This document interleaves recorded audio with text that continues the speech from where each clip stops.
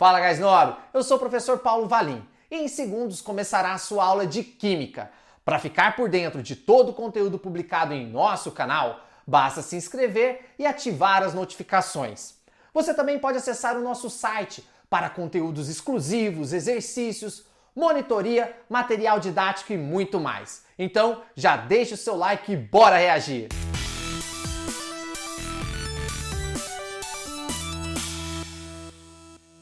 Fala, gás nobre, tudo bem? Preparado para reagir? Muito bem-vindo à nossa aula sobre deslocamento de equilíbrio químico. Gás nobre, nas nossas aulas anteriores, nós vimos que reações reversíveis em sistemas fechados a uma dada temperatura atingem um estado que chamamos de equilíbrio químico. E que esse estado de equilíbrio químico será mantido enquanto a gente não alterar algumas condições desse sistema. Nessa aula, nós vamos estudar quais são as condições que podem alterar um equilíbrio químico e como tais condições podem alterá-los. São 3 as condições que podem alterar um equilíbrio: concentração, pressão e temperatura. Quando nós modificamos alguma dessas condições, o nosso equilíbrio vai se deslocar até atingir um novo equilíbrio químico. Esse deslocamento foi explicado pelo francês Le Chatelier. Por isso, deslocamento de equilíbrio também é conhecido como princípio de Le Chatelier. E ele disse o seguinte: quando um sistema em equilíbrio químico é perturbado, há o deslocamento do equilíbrio no sentido de anular, pelo menos parcialmente, o efeito da perturbação. Para a gente entender melhor o que ele quis dizer, vamos começar estudando o primeiro fator que pode alterar um equilíbrio químico, a concentração. Vem comigo. Aqui, imagine que nós temos um equilíbrio envolvendo essa reação que está aqui no quadro. Então eu tenho gás nitrogênio reagindo com gás hidrogênio, formando gás amônia. Como está em equilíbrio, eu tenho aqui velocidades iguais e a concentração de todo mundo constante. Usando a concentração, a primeira maneira que eu consigo deslocar esse equilíbrio é aumentando a concentração de algum desses participantes. Vamos começar aqui pelo gás nitrogênio. Eu vou adicionar a esse sistema em equilíbrio mais gás nitrogênio. No exato momento que eu faço isso, nós perturbamos esse equilíbrio, ou seja, a velocidade da reação direta deixa de ser igual à velocidade da reação inversa. E essa situação inicial de equilíbrio deixa de existir. Agora, voltemos ao que o nosso amigo Le Chatelier disse. Quando um sistema em equilíbrio químico é perturbado, olha só, nós perturbamos esse equilíbrio adicionando mais gás nitrogênio. Há o deslocamento do equilíbrio no sentido de anular, pelo menos parcialmente, o efeito da perturbação. Resumindo, o nosso equilíbrio químico vai se deslocar ou para os produtos ou para os reagentes a fim de anular o efeito da perturbação. E qual foi a perturbação que nós trouxemos para esse sistema? O aumento da concentração do gás nitrogênio? Então, como que nós anulamos esse aumento? Acabando com esse excesso de gás nitrogênio que nós colocamos aqui dentro. E como a reação pode acabar com esse excesso de gás nitrogênio? Ora, produzindo mais amônia. Pois para fazer amônia tem que gastar o quê? Nitrogênio. Ou seja, o nosso equilíbrio vai se deslocar para a direita no sentido da formação dos produtos. Ou seja, a velocidade direta vai aumentar muito mais do que a inversa, para conseguir consumir pelo menos parte desse nitrogênio em excesso que está aqui, que eu coloquei aqui dentro. E isso vai acontecer até que nós tenhamos um novo equilíbrio químico. Dá uma olhada nesse gráfico que eu coloquei aqui, ó. Nós temos, concentrações constantes de reagente e produto. Então aqui nós temos uma situação de equilíbrio. Em um determinado momento eu vim, e fiz uma adição de reagente, adicionei reagente. Por isso que a concentração que estava constante agora aumentou. Quando eu faço isso, o que acontece? Eu perturbei o meu equilíbrio. Olha só, aqui estava constante, aí eu adicionei reagente, perturbei meu equilíbrio. Agora essas velocidades aqui deixam de ser iguais e a minha reação vai tentar minimizar o efeito dessa perturbação, que foi a adição de reagente. Então vai começar o quê? A produzir mais produto para consumir esse reagente que eu coloquei, ó. Então começa a consumir, começa a formar mais produto, até o quê? Atingir uma nova situação de equilíbrio. Aqui passou a ser constante, aqui nós temos um outro equilíbrio, ok? Olha só que interessante, esse equilíbrio aqui, ele é diferente desse equilíbrio que eu tenho aqui. Olha as concentrações que eu tinha nesse primeiro equilíbrio. Aí eu vim, perturbei, ele vai tentar minimizar essa perturbação e vai formar um novo equilíbrio. Aqui a gente tem uma outra situação de equilíbrio que é diferente dessa situação inicial. Entendido? Então, vamos continuar aqui com a nossa brincadeira. Olha só. Agora, nós vamos aumentar a quantidade de hidrogênio. Vamos adicionar gás hidrogênio a esse equilíbrio. Quando eu faço isso, o nosso equilíbrio também vai se deslocar para a direita, no sentido de formação dos produtos. Porque fazendo isso, a gente consegue consumir o excesso de gás hidrogênio que eu coloquei aqui, certo? Agora, e se a gente adicionar amônia? O que você acha que vai acontecer? Ó, o nosso sistema vai dar um jeito de anular essa perturbação. E como ele pode fazer isso agora? Deslocando-se para a esquerda, deslocando-se no sentido de formação dos reagentes. Ou seja, a velocidade inversa agora vai aumentar muito mais do que a direta a fim de consumir esse excesso de amônia que eu coloquei aqui, até atingir um novo equilíbrio químico.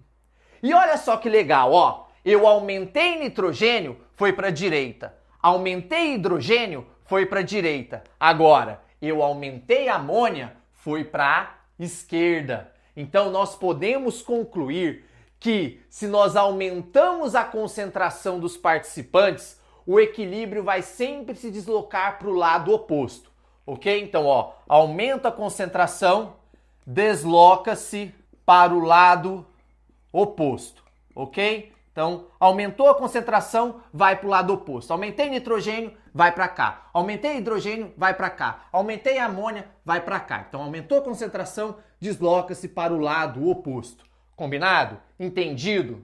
Pronto. Então, a primeira maneira que nós alteramos o equilíbrio químico foi aumentando a quantidade de um dos participantes. Mas e se agora a gente fizer o contrário? Em vez de aumentar, eu vou diminuir a concentração dos participantes. Bora dar uma olhada? Vem comigo. Vamos começar diminuindo a concentração do gás nitrogênio. Olha só, diminuir a quantidade de gás nitrogênio que tinha no equilíbrio. Como nós sabemos, o nosso equilíbrio vai se deslocar a fim de anular essa perturbação.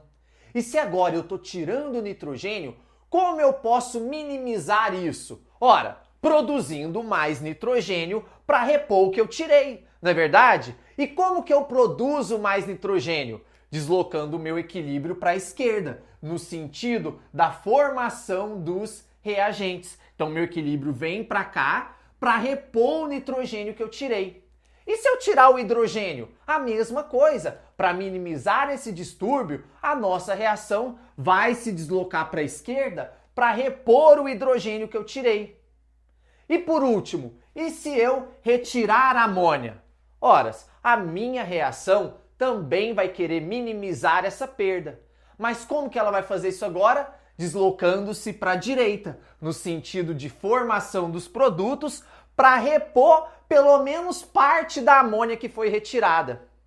Então olha só que interessante, né? Eu tirei hidrogênio, o equilíbrio veio para a esquerda. Eu tirei nitrogênio, o equilíbrio veio para a esquerda. Eu tirei amônia, o equilíbrio veio para a direita. Então, nós podemos concluir que quando nós diminuímos a concentração, o equilíbrio desloca-se para o mesmo lado, ok? O equilíbrio se desloca para o mesmo lado.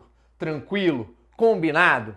Portanto, para encerrar as concentrações, quando nós aumentamos a concentração de um dos participantes, o equilíbrio se desloca para o lado oposto para consumir aquilo que a gente colocou. Quando a gente diminui a concentração de um dos participantes, o equilíbrio se desloca para o mesmo lado para repor aquilo que a gente tirou, ok?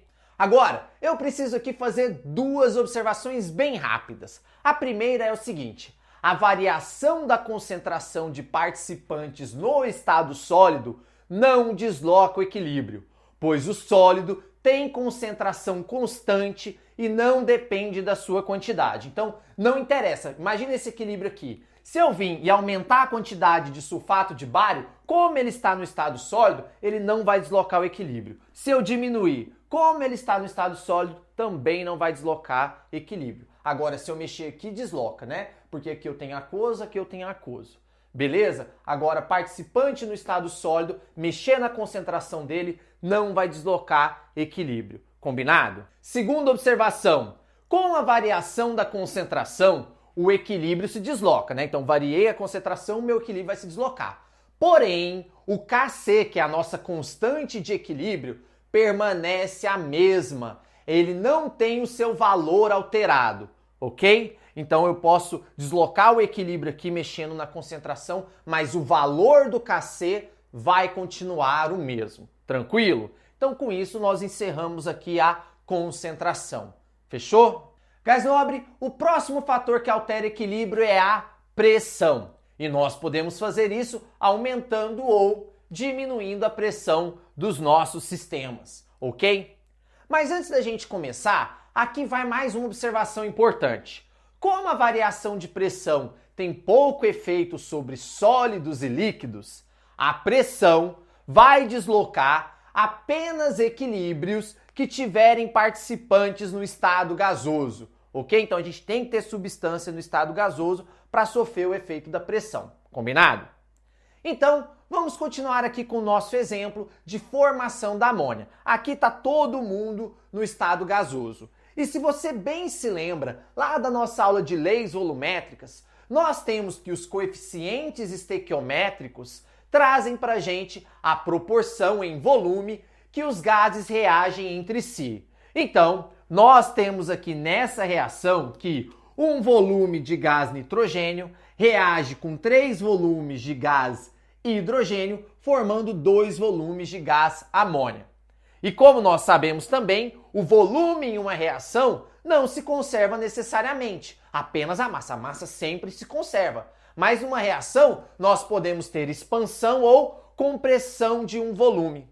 Nesse caso aqui, nós notamos uma compreensão do volume. Os reagentes ocupam no total, se a gente somar, 4 volumes. Então, enquanto eles estão na forma de reagente, eles ocupam 4 volumes, enquanto a amônia ocupa apenas 2 volumes, ok? Dito isso, vamos começar aumentando a pressão do nosso sistema. Quando nós fazemos isso, esse equilíbrio inicial deixa de existir e as nossas reações passam a se deslocar a fim de minimizar esse efeito externo, que no nosso caso aqui foi o aumento da pressão, correto? Agora, se eu estou aumentando a pressão, você concorda comigo que eu estou comprimindo esses gases? Que eu estou diminuindo o volume? Que eu estou deixando eles cada vez mais apertadinhos? Então, se eu tenho agora um sistema mais apertadinho e uma reação em que os reagentes ocupam 4 volumes e os produtos ocupam apenas 2, para que lado você acha que esse equilíbrio vai se deslocar a fim de minimizar esse aumento de pressão? Ora, vai se deslocar para o sentido que tiver menor volume, porque dessa maneira eles vão ocupar um menor espaço e vão sentir menos esse efeito do aumento da pressão. Não é verdade? Se eu tenho um negócio apertadinho, o que é mais fácil da gente ter lá dentro? Algo grande que ocupa muito espaço ou algo pequeno que ocupa pouco espaço? Algo pequeno. É a mesma coisa nesse caso aqui. Olha, a nossa reação vai se deslocar para a direita no sentido de produzir mais produtos, porque quanto mais produto eu tiver, melhor, porque é menor o espaço que o meu sistema vai ocupar. Ok? E se eu fizer o contrário? Agora eu vou diminuir a pressão. Agora eu estou aumentando o volume desse sistema. Eu estou dando mais espaço para todo mundo que está lá dentro. Ora, para minimizar esse efeito, da diminuição da pressão, a nossa reação vai se deslocar para o sentido de maior volume. Porque se agora eu tenho mais espaço, quanto maior eu for, quanto mais espaço eu ocupar, mais eu consigo minimizar esse distúrbio. Ok? Então, portanto, nós podemos resumir a pressão dessa maneira assim, ó. Se eu aumento a pressão, eu desloco para o sentido de menor volume. Se eu diminuo a pressão, eu desloco para o sentido de maior volume. Combinado? Gás nobre, agora eu quero resolver mais esses dois exemplos aqui com você. Só que antes de fazer isso, eu tenho uma observação importante também sobre a pressão. Algumas questões podem te perguntar se a adição de um gás inerte em um sistema em equilíbrio pode deslocar o equilíbrio. Ó, o que é um gás inerte? É um gás que não reage com ninguém, é um gás que não vai reagir com ninguém. Por exemplo, um gás nobre. Se eu jogo hélio aqui dentro, vamos supor que eu vou jogar hélio aqui dentro. O hélio não vai reagir com ninguém aqui dentro. O que ele vai fazer? Ele vai aumentar a pressão, porque eu estou jogando mais gás aqui dentro. Só que eu aumento a pressão de todo o sistema. Como eu estou aumentando a pressão de todo o sistema, eu não vou deslocar o equilíbrio. Ok? Então, a adição de gás inerte não desloca equilíbrio. Combinado? Então vamos lá. Vamos fazer aqui essas duas questões que eu deixei. Ó, aqui eu tenho carbonato de cálcio formando óxido de cálcio e CO2. Ora, eu quero variar a pressão. Pressão, eu só analiso componentes no estado gasoso. Quem está no estado gasoso aqui, ó? Só o CO2. Aqui é sólido, aqui é sólido. Então, desse lado de cá eu tenho um volume e daqui eu tenho zero volume. Não tem ninguém no estado sólido aqui. Então, o que vai acontecer? Se eu aumentar a pressão, quando eu aumento a pressão, eu desloco para o menor volume. Qual que é o menor volume? Esse daqui, ó. Então, se eu aumentar a pressão, nessa reação eu desloco para a esquerda. Eu desloco para os reagentes. E se eu diminuir a pressão? Diminuindo a pressão, não desloco para o sentido de maior volume. Então, nesse caso aqui, o maior volume é esse 1. Então, eu vou deslocar para os produtos. Eu vou deslocar para a direita. Entendido? Agora, vamos dar uma olhada nessa daqui, ó. Tá todo mundo no estado gasoso, maravilha. Eu tenho um volume.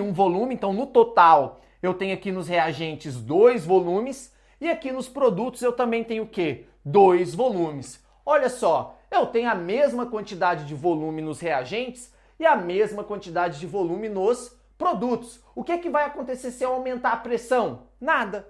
O que vai acontecer se eu diminuir a pressão? Nada. Por quê? Porque os volumes são iguais.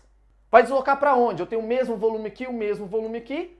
Então, se acontecer de eu ter o mesmo volume dos dois lados, a pressão não vai deslocar o meu equilíbrio. Entendido? Compreendeu tudinho, gás nobre? Beleza? Agora, o nosso último fator que pode alterar um equilíbrio é a temperatura. Por isso, eu adicionei mais uma informação aqui na nossa reação que até então a gente não tinha, que é o ΔH, a variação de entalpia dessa reação. E aqui eu já tenho uma pergunta para você. Se essa é uma reação reversível, esse ΔH é de qual reação? Isso, sempre da reação direta, ok? Então vamos lá. Analisando o ΔH, ele é negativo.